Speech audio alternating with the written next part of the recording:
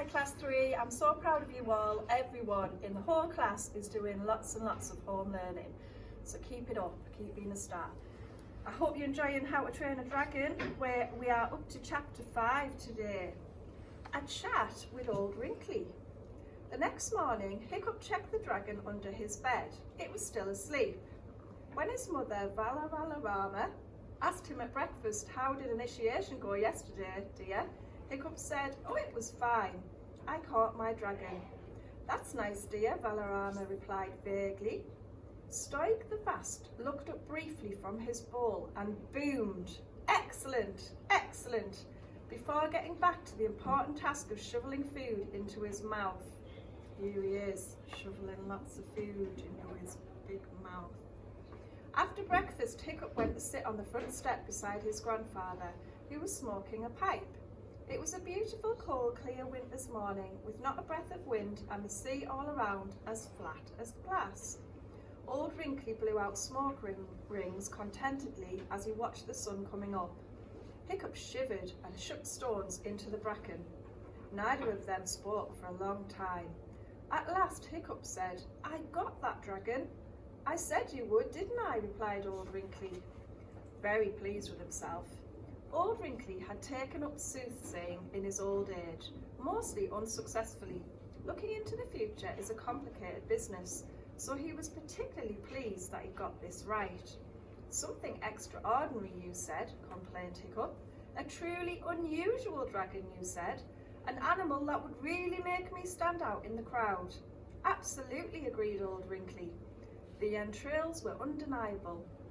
"The only extraordinary thing about this dragon," continued Hiccup, "is how extraordinarily small it is. In that it is super unusual, and even more of a laughingstock than ever." "Oh dear," said Old Wrinkly, chuckling in a wheezy way over his pipe. Hiccup looked at him reproachfully. Old Wrinkly hurriedly turned the laugh into a cough.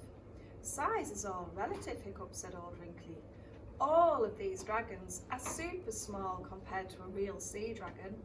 A real sea dragon is 50 times as big as that little creature.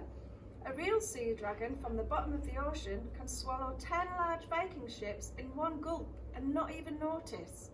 A real sea dragon is a cruel, careless mystery like the mighty ocean itself. One moment calm as a scallop, the next raging like an octopus." "Well, here on Berg," said Hiccup, "where we haven't any sea dragons to compare anything with, my dragon is just considerably smaller than everybody else's." "You are getting off the point." "Am I?" asked Old Wrinkly. "The point is, I just don't see how I am ever going to become a hero," said Hiccup gloomily. "I am the last heroic boy in the whole hooligan tribe." "Oh, this is a ridiculous tribe," fumed Old Wrinkly. "Okay, so you are not born what we call a hero. You're not big and tough and charismatic like Snotlout, but you're just going to have to work at it. You're going to have to learn how to be a hero the hard way." "Anyway," said Old Wrinkly, "it might be just what this tribe needs, a change in leadership style. Because the thing is, times are changing. We can't get away with being bigger and more violent than everybody else anymore. Imagination, that's what they need and what you've got. The hero of the future is going to have to be clever and cunning, not just a big lump with overdeveloped muscles. He's going to have to stop everyone quarrelling among themselves and get them to face the enemy together." "How am I going to persuade anybody to do anything?" asked Hiccup. "They started calling me Hiccup the Useless. That is not a great name for a military leader." "You have to see the bigger picture, Hiccup," continued Old Wrinkly, ignoring him. "You're called a few names. You're not a natural at basketball. Who cares? There are very little problems in the grand scheme of things." "It's all very well to say they are little problems," said Hiccup crossly, "but I have a lot of problems. I have to train the super small dragon in time for Thursday, or be thrown out of the hairy hooligan tribe forever." "Ah, yes," said Old Wrinkly thoughtfully. "There's a book on this subject, isn't there? Remind me, how does the great professor of Meathead University think you should train a dragon?" "He thinks you should yell at it," said Hiccup, gloomily chucking stones again. "Show the beast who is master by the sheer charismatic force of your personality, that sort of thing. I have about as much charisma as a stranded jellyfish, and yelling is just another thing I am useless at. Yes, said Old Wrinkly, but maybe you'll have to train your dragon the hard way. You know a very great deal about dragons, don't you, Hiccup? All that dragon watching you've been doing over the years. That's a secret, said Hiccup uncomfortably. I've seen you talking to them, said Old Wrinkly. That's not true, protested Hiccup, going bright red in the face.